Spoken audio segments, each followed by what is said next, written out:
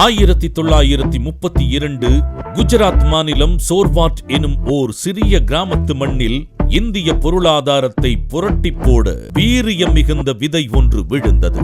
காலமாற்றத்தில் அவ்விதை பெரும் விருட்சமாக மாறி சர்வதேச சந்தைகளில் சதுரங்கம் ஆடி சரித்திரமானது. எஸ், தீரஜ்லால் ஹீராசந்த் திருபாய் அம்பானி.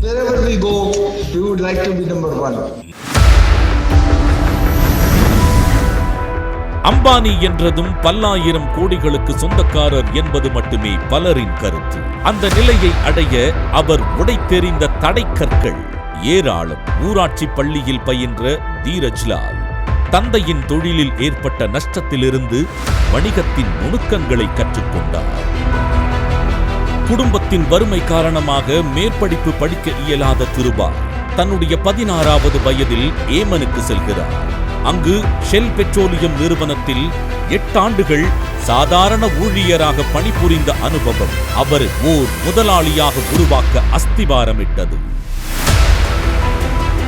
பல கட்ட போராட்டங்களுக்கு பிறகு பம்பாயில் 350 சதுர அடியில் ஜவுளி தொழிலை தொடங்கினார். அதுவே இன்று இந்தியா முழுவதும் ஆயிரக்கணக்கான கிளைகளாக இயங்கும் ரிலையன்ஸ் ஜவுளி நிறுவனம்.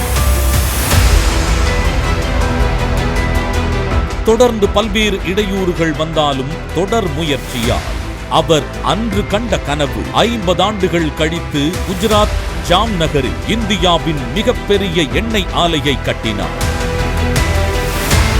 500 ரூபாயில் தொடங்கிய வரலாறு 75,000 கோடிகளாக மாறியது. I only one advice: do not accept defeat.